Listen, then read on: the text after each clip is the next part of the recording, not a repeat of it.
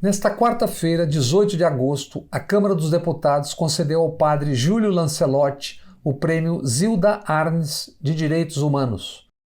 Padre Júlio foi premiado por seu trabalho junto aos que nada ou pouco têm, em especial por sua atuação na Pastoral do Povo da Rua, que diariamente acolhe e alimenta milhares nas ruas de São Paulo. Zilda Arnes foi fundadora e coordenadora internacional da Pastoral da Criança, um organismo social da CNBB articulado pelo grande cardeal Dom Paulo Evaristo Arnes. Bem, a gente está aqui nos estúdios da Quanta com o padre Júlio Lancelotti. Padre, quando o senhor chegou hoje, aqui o senhor chegou muito tocado e no caminho com a história que aconteceu hoje com Rodrigo. Que história foi essa? Então, é a história de uma pessoa que estava em situação de rua e que está tentando sair da situação de rua e é um homem trans. E o que me comoveu muito, porque há algum tempo que nós temos acompanhado, foi ele ter chorado hoje dizendo: nunca ninguém me ouviu, eu nunca consegui falar tudo isso que eu estou falando hoje. E ele ficou muito emocionado. E me surpreendeu muito que ele recebeu algumas doações através da paróquia para pagar o aluguel que estava atrasado. E eu quis passar logo para a conta dele. Ele disse que não. E hoje, quando eu perguntei, eu vou passar para a sua conta, para o seu Pix, ele falou: não, eu quero deixar uma parte para a igreja. E eu falei para ele: não faça isso. Agora é para pagar o teu aluguel, para você ter o outro aluguel também. Quando você começar a trabalhar, aí você poderá ajudar. O que está acontecendo hoje, nesse inverno, nas ruas de São Paulo? A população aumenta muito e aumenta o número de grupos familiares, aumenta o número de mulheres com crianças, aumenta o número de jovens que estão andando pelo Brasil procurando alguma possibilidade de sobrevivência, aumenta o número de anciãos, de pessoas com sofrimento mental, aumenta o grupo LGBTQIA+, aumenta uma população que sobrevivia de alguma forma e que hoje não tem forma nenhuma para sobreviver. Por isso a população de rua em São Paulo hoje deve ser mais de 35 mil pessoas. E a população de rua aumenta em todas as cidades brasileiras e o próprio IPEA considera que em todo o Brasil são mais de 220 mil pessoas pelas ruas das cidades. E quantas refeições por dia vocês estão servindo, atendendo as pessoas? Quantas, em média? Só na casa de oração, que é um grupo, são mais de 1.000 refeições por dia. Mas na comunidade São Martinho são cerca de 600. Mas tem também a Aliança de Misericórdia, a Missão Belém, que tem 2.000 pessoas. E tem aqueles que nós levamos na rua mesmo, indo ao encontro deles. Governo e prefeitura, como é que tem atuado nisso? Como é que é a relação? Estão presentes, não estão? Como é? Hoje todo o atendimento à população de rua é municipalizado pela nova legislação, pelo LOAS e pela própria assistência social. Então é um atendimento municipalizado. Qual é o problema do atendimento municipal? Ele é de tutela. Ele tutela as pessoas. E as pessoas não querem ser tuteladas, querem ter liberdade. O que é a tutela? Explica, porque eventualmente pode não se saber exatamente como se dá isso. O primeiro albergue que aconteceu em São Paulo foi pela década de 40. E hoje eles se chamam Centro de Acolhida. Desde o primeiro da década de 40 até o de hoje, que é o Centro de Acolhida, a única novidade é o que de hoje tem tomada para carregador de celular. De resto, a estrutura é a mesma. Hora para entrar, hora para sair, hora para comer, hora para tomar banho, hora para isso, hora para aquilo. Então é uma vida tutelada. E a pessoa tem que responder aos padrões que aquele lugar espera dele. Então, os albergues também, os centros de acolhida hoje, eles são por questão de gênero. Então, alguns são só masculinos, outros são só femininos, outros existem poucos, mas para grupos LGBT. Mas não admitem companheiros, não admitem casais. Isso da prefeitura? Todos são conveniados, são da rede conveniada, mas que todos têm esse mesmo perfil. Não admite casal? Existem alguns que agora têm grupos familiares, mas são muito poucos, mas também são de tutela. Qual que seria o caminho da não tutela? Com autonomia, por exemplo, locação social, onde a pessoa não tem o direito de propriedade, mas tem o direito de morar. Mas ela que faz a sua comida. Ela casa com quem ela quiser. A pessoa forma o seu grupo familiar, limpa, mantém o local e paga 10% do que ela é capaz de conseguir. Então, a autonomia é a pessoa se autogerir. Aqueles que não têm condições ou que são doentes, eles precisam de residências terapêuticas, mas em pequenos grupos. Você colocar 400 pessoas juntas não vai dar um bom resultado, porque aí você tem que ter uma disciplina que tira a autonomia dessas pessoas. Essas pessoas não podem, se à noite alguém tiver algum problema de um enjoo, um mal-estar, quiser tomar um chá ou quiser ir tomar uma água, não pode, não tem. Desde que você deitou na sua cama, você tem que ficar deitado lá na sua cama. É um internato das antigas. É um internato, acho que a palavra mostra bem isso, quando na verdade essas pessoas poderiam estar gerindo a sua vida. A população de rua gosta muito de cozinhar, eles gostam de fazer a própria comida. Uma coisa que me chama a atenção, nessa partilha que nós fazemos na acolhida, nós levamos, hoje por exemplo, levamos calcinhas para as mulheres. Elas ficam surpreendidas de ter uma calcinha nova, porque o que chega para elas é usado.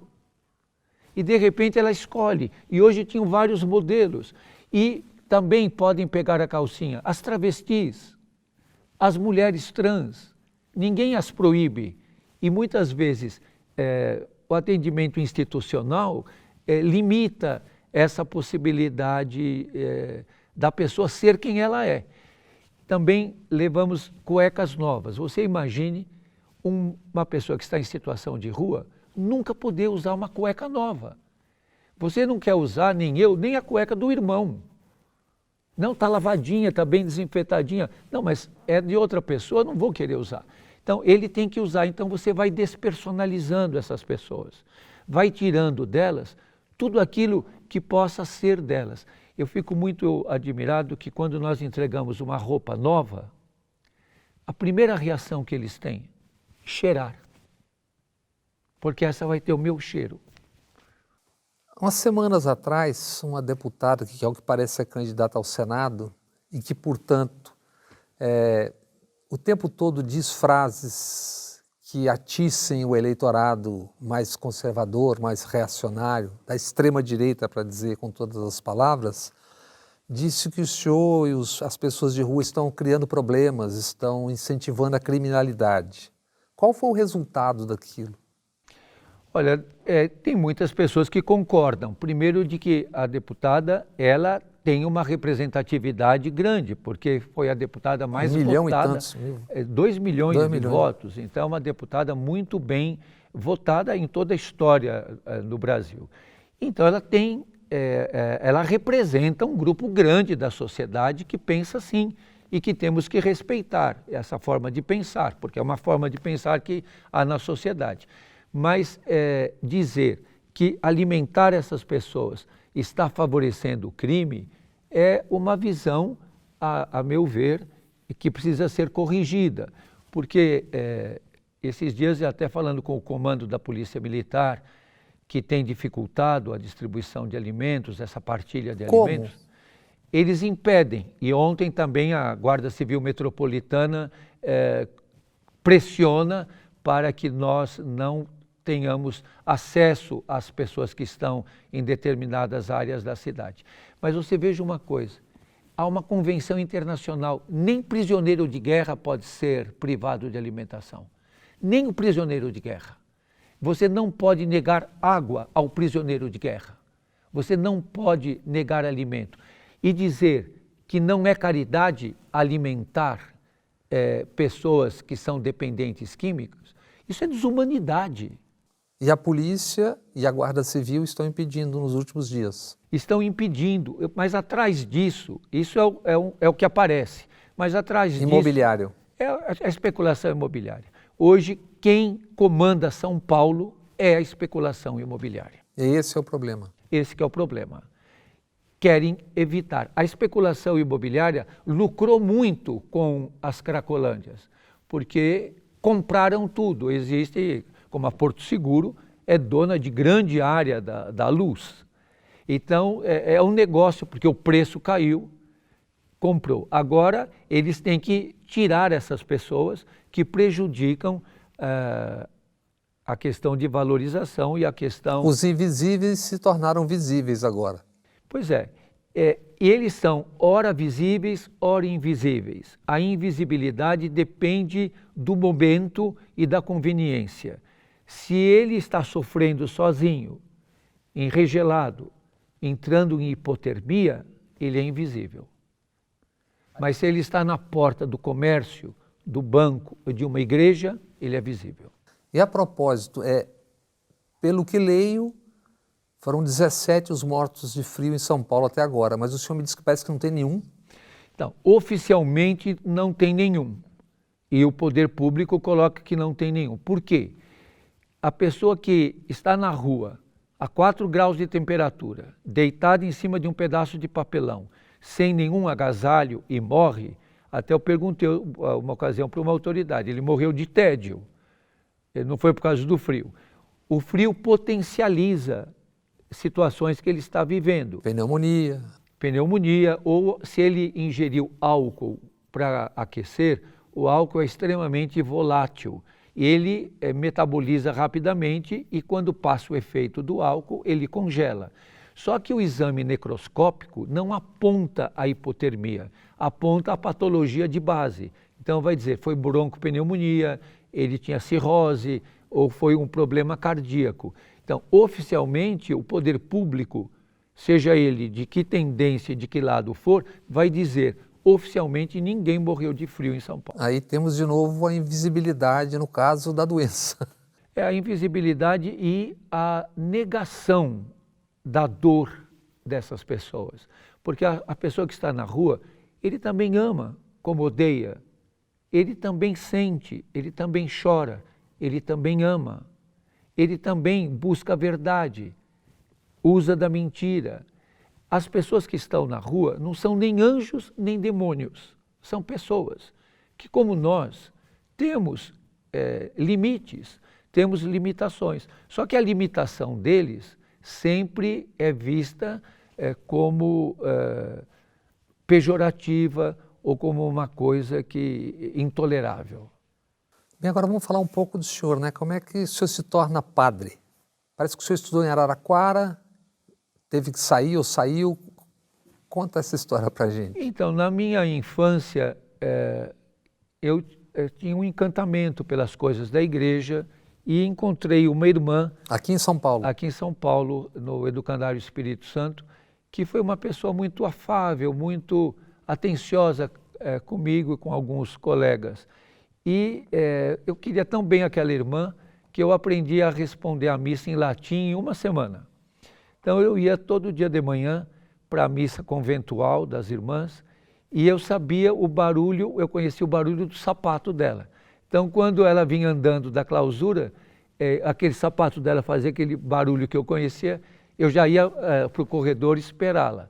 Então eu ajudava a missa em latim, depois tomava o café que tinham deixado para o padre e acabei indo para o seminário assim que eu terminei. E seu pai, seus pais trabalhavam com o quê? Faziam o quê? Minha mãe, antes de se casar, era secretária executiva, datilógrafa, estenógrafa, taquígrafa, mas meu pai, quando casou, achou que ela não deveria trabalhar mais. E meu pai trabalhava no serviço público estadual. E minha mãe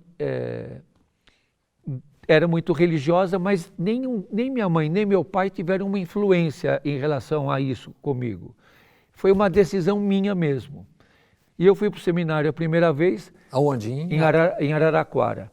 Mas era muito rígido, eu apanhei de vara de bambu. Qual era Padres de que... Eram da congregação do Verbo Divino. Mas eram de uma... Apanhou de vara de... Apanhei. Vara de marmelo? Era vara de bambu. Ajoelhou no milho? Ajoelhei no milho, apanhei também. E então, era um adolescente, pré-adolescente. Caiu fora. Aí eu resolvi não voltar mais quando eu vim de férias. E aí eu estudei todo o nível médio, fiz o nível médio, terminei o ginásio. E aí voltei outra vez para o seminário, dessa vez dos agustinianos. Em Bragança. Em Bragança Paulista. Aí eu fiquei quase 5 anos, mas eles que me mandaram embora. Também? Da primeira vez eu que quis. Foi mandado embora. Ele me mandou embora porque disse que eu era muito questionador, que eu não seguia muito as regras. Nós vamos chegar nisso daqui a pouco. Acho que tem umas certas similaridades aí com outras figuras da igreja, né? Mas como é que o senhor se torna padre, enfim? Como é que o senhor é ordenado? Aí eu fui trabalhar, porque quando eu saí a segunda vez que eles me mandaram embora, meu pai falou, agora você vai trabalhar. E se você quiser fazer faculdade, agora você vai trabalhar e vai pagar.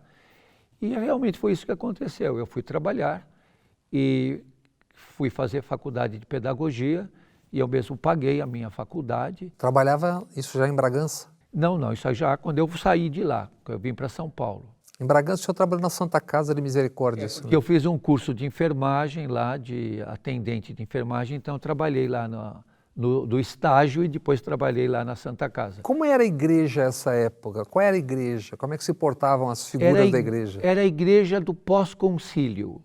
O Concílio Vaticano II estava... Depois de João 23. Florescendo. Era o pontificado do Papa João 23 e a transição para o Papa Paulo VI. Então era um grande florescimento e uma grande tensão de mudar ou não mudar. Então eu estava vivendo aquela tensão. Ao mesmo tempo que chegavam as novidades do concílio, e as primeiras foram na liturgia. Então a missa passou a ser em português, o altar já era virado para o povo. Bragança era uma cidade muito conservadora. Como é que a igreja, como é que foi essa convivência lá, de um jovem com, imagino, uma igreja conservadora? Foi tensa e mesmo no seminário, alguns padres eram mais de uma linha e outros de uma linha mais conservadora. Então, para nós que éramos jovens, era difícil. Então, eu estudava grego, estudava latim e ao mesmo tempo ouvia as novidades do concílio. E alguns nos puxavam para frente, mas muitos nos puxavam para trás. E foi nesse puxar para trás que eles me mandaram embora, porque eu tinha mais essa sensibilidade das questões sociais, das questões mais humanas. Você imagine que lá no seminário era proibido ler Érico Veríssimo. Por quê? E eu queria ler o Érico Veríssimo, porque o Érico Veríssimo se dizia ateu. E é interessante que ele se dizia ateu, mas todos os personagens dele têm fé. Mas nós não podíamos ler Érico Veríssimo. Então eram coisas que chamavam atenção. E aí mais era proibido, mas eu queria ler o Érico Veríssimo. E nos Agostinhos podia ler? Podia ler jornal? Como é que era? Não podíamos ler nem jornal, nem ouvir rádio, nem televisão. Não sabiam de nada? Não sabíamos de nada do que acontecia no mundo. Mas recebíamos as notícias e as informações do Concílio Vaticano II. E era interessante, nessa última fase, que era chamada do noviciado, todo mês nós tínhamos que mostrar os livros que nós estávamos lendo. Então nós só podíamos ler autores clássicos e, por um lado, era importante porque claro, deu acesso a toda formação clássica. Essa literatura, mas nos negava de ler os autores contemporâneos e que falavam de um mundo em ebulição. Imagine, 68 é o momento de grandes transformações no mundo. E vocês não estavam sabendo de nada? De nada. É o momento das grandes manifestações estudantis em Paris. O mundo está fervendo em 68 e nós trancados Morre trancados. Martin Luther King por ali, Nada, nós Kennedy, não sabíamos nada. Robert Não soubemos da morte do Robert Kennedy. Então a gente não sabia de nada, porque vivíamos num mundo fechado, o mundo efervescente, e nós capinando café. Eu fiquei lá capinando café, colhendo café, milho, cana, soja, e com essa coisa muito fechada. Então isso gerava uma tensão, porque o Concílio Vaticano II produziu um documento que é um dos documentos mais maravilhosos da Igreja, que se chama Gaudium et Spes, as alegrias e as esperanças, que é a grande abertura da Igreja para o mundo. No rastro disso vem depois as comunidades eclesiais de base. Sim, vem a Conferência de Medellín, de Puebla, quando o Papa Paulo VI vem à Colômbia. Então é um momento de muita mudança. As comunidades eclesiais de base no Brasil florescem. O tempo de florescimento da igreja com Dom Paulo Evaristo Arnes, com Dom Luciano Mendes de Almeida, com Dom Ivo Leuscheider, com Dom Aloísio, com Dom Adriano Hipólito, com Dom Tomás Balduino, com Dom José Maria Pires, com Dom Helder Câmara, que foi censurado na mídia brasileira. Dom Paulo Arnes sofreu muito com o cardeal Ratzinger, que depois se tornou papa. Sim. E o próprio Dom Pedro Casaldáliga, que enfrentou em muitas conversas. Então são essas tensões internas e essas tensões com o mundo. Como é que a igreja fala para o mundo? E Dom Paulo nos formou e nos orientou muito nisso, nessa abertura para o mundo. E aí quando você perguntou como é que eu cheguei a ser padre, porque eu estava trabalhando na antiga FEBEM, e era no governo do Paulo Maluf. E era um momento muito difícil, de muita luta contra a tortura, contra a violência. E eu ia pedir demissão, ia sair.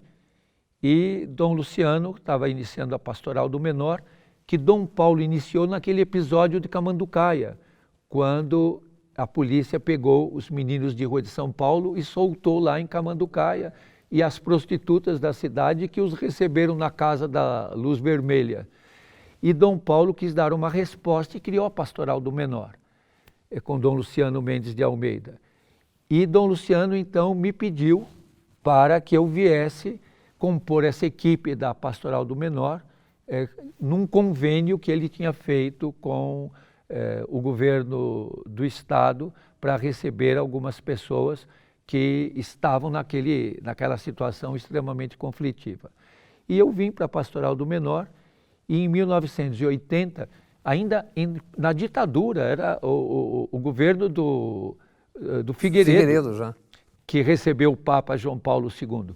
Você lembra aquela tensão que foi a fala do Papa no Morumbi para os operários? Ele deu um recado ali, né? O Valdemar Rossi, que ficou marcado como o soluço do operário, quando ele chorou abraçado ao Papa João Paulo II, e toda a fala do Valdemar foi toda cortada pela censura do governo brasileiro, quando o Dalmo Dall'Ara e o José Carlos Dias foram agredidos na noite, na véspera da missa de João Paulo II, no Campo de Marte, e eles foram para a missa feridos, num atentado que fizeram, e toda aquela multidão no Campo do Marte cantando vem, vamos embora.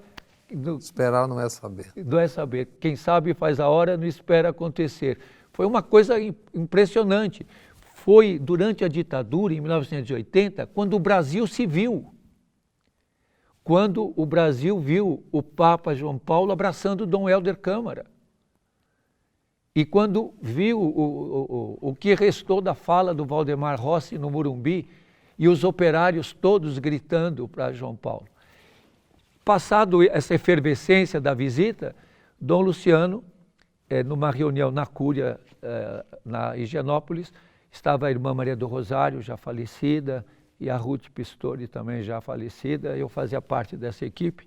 Só sobrei eu dessa equipe, porque faleceu já Dom Luciano, a irmã Maria do Rosário, a Ruth, e Dom Luciano brincando, mas parecia muito sério, falou para mim: o Papa me fez uma pergunta.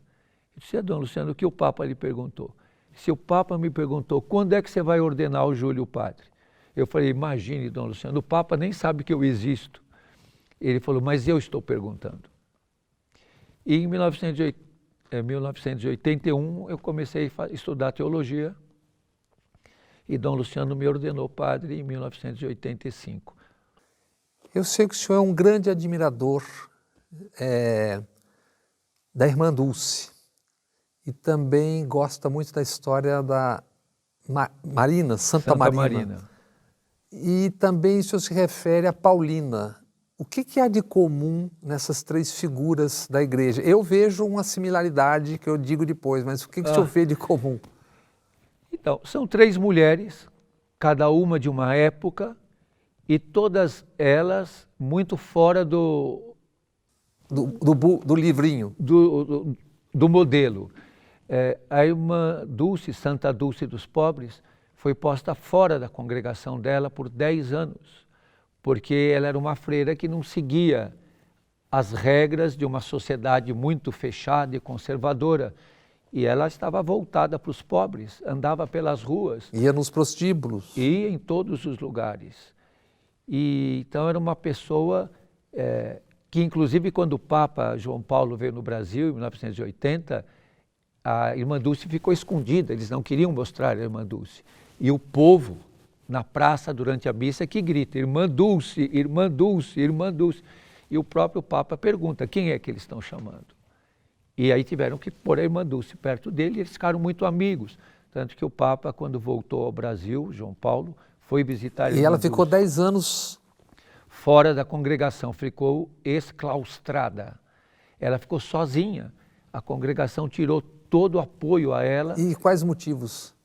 Porque ela não seguia as regras, porque ela não seguia as regras que tinha que seguir. E, ao invés de ficar no convento rezando, ela ficava na rua lutando. Com operários de calção. Operários, as crianças de rua, as pessoas famintas nas palafitas. A irmã Dulce andava no meio daquele povaréu com fome, sem eira nem beira, né? Santa Paulina é uma migrante italiana que também é interessante, ela foi a que primeiro fez um trabalho para as crianças descendentes dos escravos que estavam pelas ruas. Isso meados do século passado? Sim, ela morreu em 1942. E a elite paulistana não tolerava Santa Paulina, porque ela era uma pessoa muito simples, sem formação, que mal falava o português, que não conseguia se expressar como a elite paulistana. Ela também foi posta de escanteio na congregação. O arcebispo de São Paulo, naquela ocasião, disse a ela... Quem era? Eu acho que era Dom Carlos Carmelo de Vasconcelos Mota. E disse, você vai ser a última das últimas. Você nunca mais será nada nessa congregação. Então, ela foi muito penalizada pela sua atuação junto dos pobres, dos abandonados, e a elite paulistana tinha muita dificuldade e tramou de 1000 formas a deposição de Santa Paulina. E ela ficou cega por diabetes, teve que amputar o braço e trabalhava no porão do convento. Então, uma pessoa muito marcada por toda essa tensão de uma igreja fechada, ligada aos poderosos, às elites e tudo mais. E Santa Marina? Santa Marina é um caso extraordinário porque ela é do século VI na Turquia e ela teve que viver muito essa questão que hoje é muito candente. Gênero. A questão de gênero, porque ela teve que viver como monge. E ela era conhecida como Marino, porque o pai dela, viúvo, foi para o mosteiro, tendo a filha, há divergentes tradições, mas ela acaba indo ficar no mosteiro com o pai, como se fosse o Marino. E quando o pai morre... Cabelo cortado, como um monge. Ela é conhecida como monge Marino. E quando ele saiu para ir buscar doações no povoado com outro monge, e eles tiveram que, por questão de uma tempestade, ficar numa estalagem, a filha do estalajadeiro Dias depois apareceu grávida e o pai queria saber o pai da moça, quem era o pai daquela criança, que a menina estava grávida com quem, e a moça, não podendo revelar a identidade do pai, disse: é daquele monge mocinho, bonitinho, que veio aqui e dormiu aqui. E o pai denunciou ao abade, e o abade expulsou o monge Marino do mosteiro, e ele teve que assumir a paternidade. Mas eu não te contei um detalhe interessante da Santa Marina, porque ela me marca muito. Ela não se defendeu, ela ficou calada, porque se ela dissesse que era uma mulher, o que ela estava fazendo no convento dos homens? Embora era um fato que acontecia muito de mulheres irem para os mosteiros masculinos, até para ter educação e acesso à vida. E quando a Marina morreu, ficando em volta, o monge morreu ali em volta do mosteiro, os monges recolheram o corpo para sepultar e viram que era uma mulher, que não podia ser o pai daquela criança. E o abade pediu perdão, recolheu o corpo dela para a capela. A Marina, Santa Marina, é a padroeira dos difamados, caluniados e injuriados. O senhor já foi, né? É por isso que ela me marca muito. Ela nunca se defendeu. O senhor também não. Aí fica essa coisa, a história que te defende, a vida que te defende. Santa Marina me chama muita atenção. Nós estamos falando aqui porque o senhor chegou a uma época chantageado com pessoas que depois Sim. foram condenadas, né? Sim. Mas isso à parte, o senhor não vê nenhuma coincidência entre a sua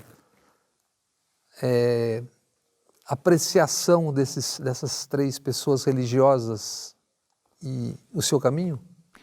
Eu acho que justamente por isso que eu as aprecio, porque eu me identifico em algumas coisas com elas. Você deixou uma escola e a outra foi expulso.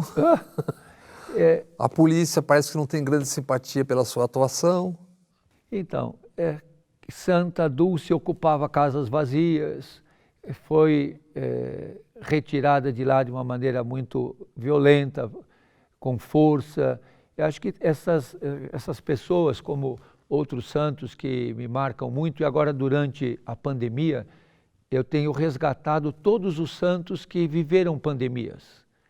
E que durante a pandemia, como São Luís Gonzaga, ele morreu vítima da pandemia de 1591 em Roma, como São João Eudes, que também enfrentou a pandemia, como São Sebastião, que é padroeiro nas pandemias, São Roque, que também foi atingido na pandemia. Então eu procurei, vendo na história, os santos todos que enfrentaram pandemias e como é que eles enfrentaram esse momento que está sendo tão difícil para nós também. O que é, na principal, na mais rica cidade do país, o que é a pandemia? O que a gente está... não dá para a gente perceber, quem não está lá não percebe. O que é o dia a dia na rua? Então, uma das coisas que logo ficou claro para mim é de que nós não estamos todos no mesmo barco. Muita gente falou isso. Estamos todos no mesmo barco. Não é verdade. Nós estamos na mesma tempestade. Uns de iate e outros a nado. Eu tenho visto, Bob, as pessoas terem que cozinhar com lenha, não terem o que comer, o sofrimento mental. Você imagine as pessoas na rua ouvindo: fique em casa, fique em casa, fique em casa. Eles me perguntavam: aonde a gente vai ficar? Lave as mãos, lave as mãos. Com que água? Eles não têm acesso à água potável. Use álcool em gel. Aonde? Qual? Põe máscara. Diariamente eu vejo aquelas máscaras sujas. Eu vi as pessoas na rua com sofrimento mental, tendo até a comida na mão e não comendo. Eu vejo diariamente as pessoas muito sofridas, sujas. Hoje uma pessoa de rua, é uma mulher trans. Quando eu dei para ela um cachecol e quis pôr no pescoço dela, e eu sei que ela gosta só de coisas cor-de-rosa, e eu achei lá um cachecol cor-de-rosa, ia dar para ela, ela disse para mim: não põe em mim não, padre, eu estou cheirando merda. Então você vê as pessoas literalmente detonadas, destruídas. Nessa onda de frio, com a Vivi, que é a companheira do João Gordo, e o Paulo, que é de movimentos autônomos, na noite nós encontramos um irmão de rua que estava entrando em hipotermia. Ele ia morrer ali na calçada, porque nós ficamos atentos que quem morre de frio na rua está sozinho. E esse irmão, eu encontro com ele várias vezes agora, porque foi feito um alojamento emergencial e ele está nesse alojamento emergencial, mas aquela noite nós tivemos que esfregar as mãos dele, aquecê-lo, esfregar os pés dele, dar bebida quente, nós tivemos que ficar esquentando o corpo dele. Então é terrível ver a pessoa invisibilizada, morrendo, sem nada, sem nenhum carinho. Aprendi uma senha para conviver com os irmãos de rua. É o olhar. Você tem que conseguir captar o olhar deles. E perceber, ler nos olhos deles o que eles estão dizendo. Então são dramas muito grandes. Eu tinha visto que tinham colocado aqueles paralelepípedos embaixo do viaduto. E aquilo foi uma obra enorme, porque eram muitos em 2 viadutos. E um dos viadutos tem o nome de Dom Luciano Mendes de Almeida, que eu pedi na ocasião ao prefeito Gilberto Kassab que pusesse o nome de Dom Luciano, e a vice-prefeita na época, a doutora Alda Marco Antônio, ajudou muito, porque ela conheceu bastante o Dom Luciano. E quando eu vi aquilo me causou uma tristeza muito grande. E com o impacto da notícia de que a prefeitura tinha feito aquilo, e fez de uma maneira equivocada, porque ali tinha uma licitação para fazer uma quadra no outro viaduto, eu voltei lá. E quando eu voltei, os próprios operários da prefeitura estavam tentando tirar os paralelepípedos. E quando eu vi que eles estavam tentando, eu disse, eu vou ajudar. Aí eu peguei a marreta deles mesmos e comecei a marretar também aqueles paralelepípedos. E quando eles viram que eu comecei a marretar também e que estava difícil, eles iam levar uma semana para tirar. Aí eles trouxeram máquinas muito rápidas para arrancar aquilo. Mas aí aquilo teve um impacto muito grande, porque era uma indignação muito grande de ver as pessoas não ter lugar, não ter onde ficar, e até o lugar que sobra, que nós não queremos que eles fiquem embaixo de viadutos, até esse lugar impediram. E quando, e como, e com quem o senhor conversa da polícia, quando a polícia impede que as pessoas sejam atendidas? Quem se procura? Eu converso com eles mesmos, mas também procuro as instâncias superiores. É um exercício, você sabe que outro dia até eu disse, acho que eu vou fazer a Escola de Diplomacia do Vaticano, que é a mais sofisticada escola de diplomacia do mundo, é a do Vaticano, porque lida com todas as questões da humanidade. E todas as questões políticas. Não temos na pastoral de rua nos negado a conversar com ninguém. Conversamos com todos. Mas sempre a partir de um ponto. Isso para nós é uma intransigência. Sempre conversar a partir de quem está embaixo, a partir de quem perdeu, a partir de quem está sofrendo, a partir de quem está esquecido. Então, algumas pessoas estão juntos, porque quando eu converso com essas pessoas, eu chamo todo mundo que está por perto para ficar junto. E os irmãos de rua, é impressionante. Esses dias eu estava conversando com comandantes da Polícia Militar, e eu convidei os irmãos de rua que estavam ali me ajudando por perto para acompanharem a conversa. Os olhos deles pareciam que eles estavam num jogo de tênis. Eles ficam acompanhando um e o outro que está falando, vendo. Eles são muito exigentes para perceber se aquilo que você fala, você vive. Porque se você fala uma coisa e vive outra... Não, perde a confiança. Acabou, você perde completamente a credibilidade. Então eles perceberem que você não agride, que você não desqualifica, porque a retórica do ódio hoje é de desqualificar.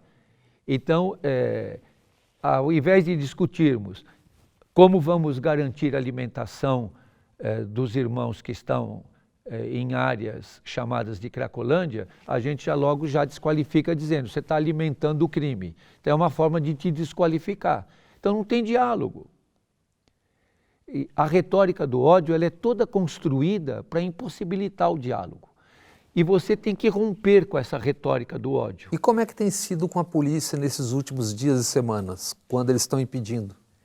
É difícil porque eles fazem muitas artimanhas. Mas você viu a notícia hoje, que foram encontrados não sei quantos quilos de crack. Num quartel da polícia. Do quartel mais letal da polícia militar. Então...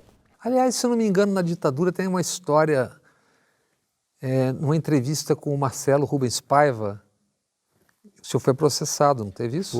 Foi. Como é que foi aquilo? Foi porque era num momento também muito difícil, ainda nessa transição que o Golbery Couto Silva chamava de lenta, gradual e segura. É interessante isso, né? Lenta, gradual e segura. Para quem? Isso ficou famoso, né? Segura para quem? Pois é.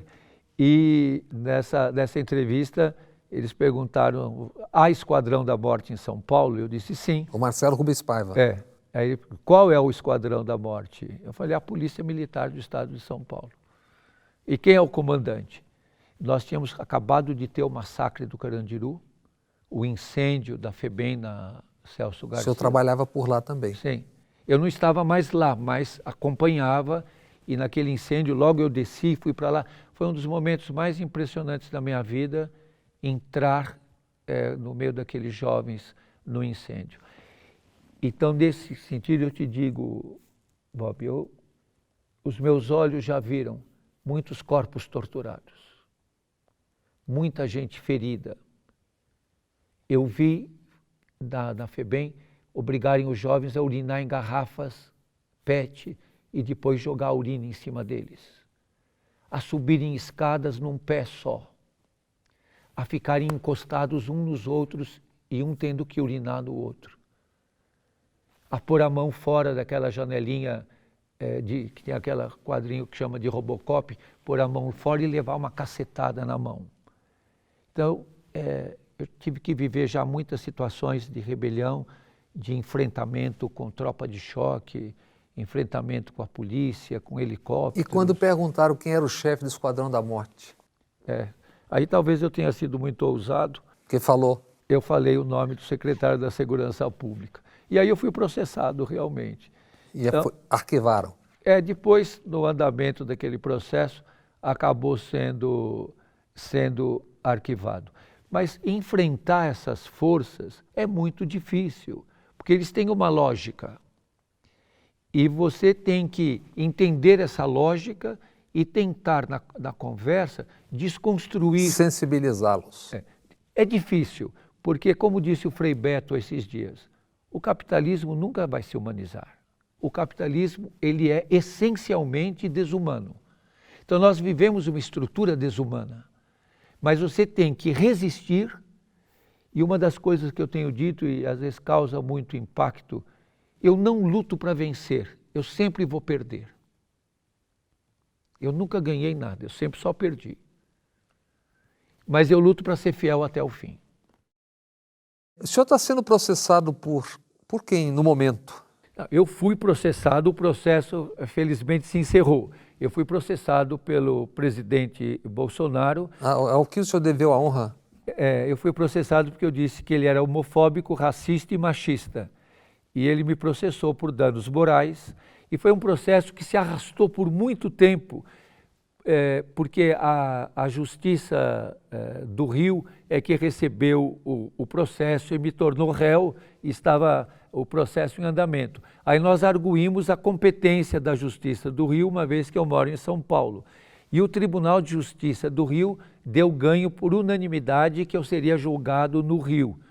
E isso foi para o Superior Tribunal, mas aí eu acabei julgado pela Justiça do Rio de Janeiro, que me absolveu, e o presidente Jair Bolsonaro teve que pagar as custas do processo. Mas foi um processo longo, demorado, intrincado. E quais foram os 3 adjetivos? Machista, racista e homofóbico. Devia se dar por satisfeito com tão pouco.